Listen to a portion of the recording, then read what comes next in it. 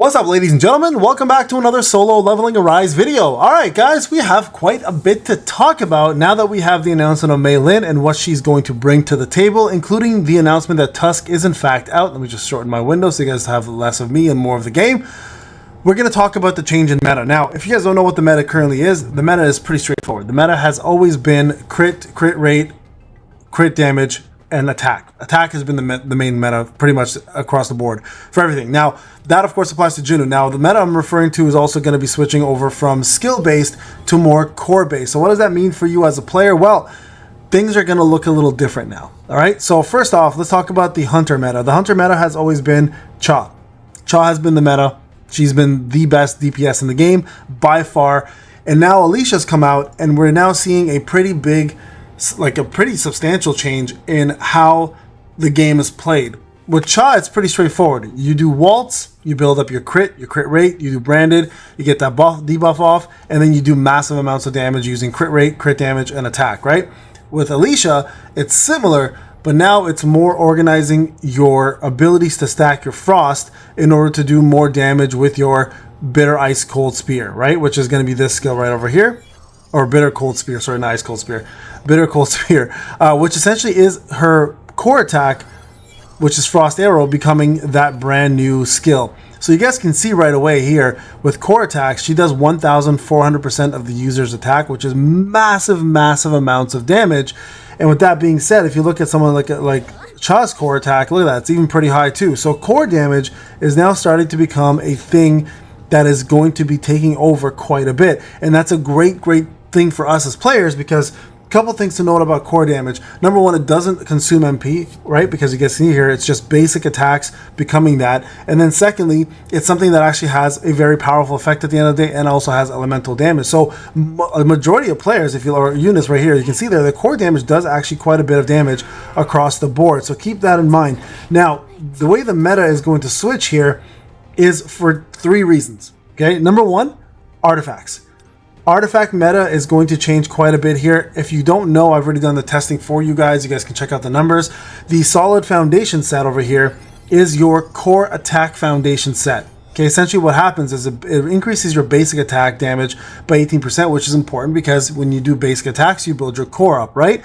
And then the 4-piece set is the important one. It increases the core attack by 18% on top of the basic attack, and then also increases your ability to gain core gauge faster. So instead of doing 6 attacks to build your core gauge to do a core attack, you do 4 attacks. So it's way faster, or 3 skills. So you're going to be building it way quicker. So this now becomes the brand new meta as a guaranteed meta now for Alicia. Now, why Alicia, right? That's going to be the question. Why is Alicia in the forefront here? Well, because the introduction of Tusk has now been officially stated in the maintenance. And if you don't know, it increases core attack by 40%. That's right, it's additive, but it's still quite a bit, right? So there's that to look forward to as well. Now, the current meta for Shadow Army is straightforward. It's Igris and it's Blades. Igris being the main one, of course, because he provides crit hit rate. But if you are going to be maining Alicia, no longer are you going to need to use Igris. You're going to want to use Tusk as your number one shadow in order to get that damage. Now, this also pertains to Jinnu.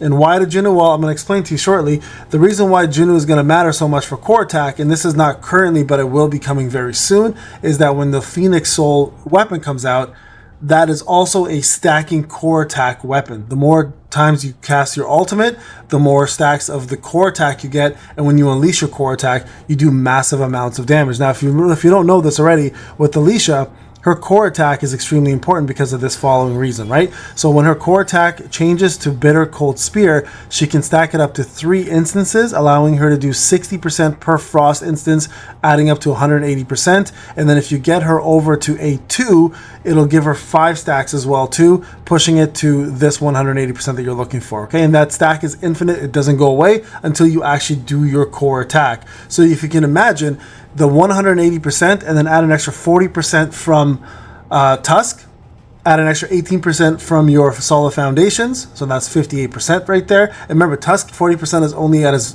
level 1 state. When you get him further, he goes all the way up to 70% core attack. Okay, so you can get almost 100% just from the Solid Foundations and from the actual Tusk buff if you maximize him.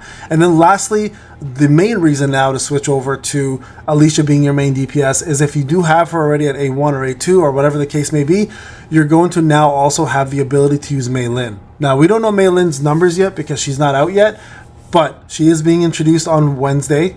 That's when I'll be doing the live stream. We're doing a full-on summon, full-on testing, etc. Right? And we're going to test a little different because she is a support. We're going to not only test her DPS, but we're also going to be testing all of her abilities and how much core increase she does. So we'll be teaming her up with Alicia to see how much of an increase Alicia's core damage takes or gets with all the buffs that Mayin offers. So if you haven't seen the Mayin showcase, go check it out. I put it out last night. You guys can see all of her skills. She is going to be a healer, a DPS, and a support. So her basic skill 1 does healing, her ultimate increases core damage, critical rate, as well as damage reduction, and then I think her skill 2 also increases core damage as well. So you're getting 2 different core damage increases there. So all in all, to say, that becomes the new meta. Now, it's not only Alicia that gets affected here, right? As I mentioned before, SM Beck here uses his core damage slaughter to increase his attack, but also, to add bleed to his attack. So this is going to be important for him. Lim is another really big one here who uses core damage quite a bit because his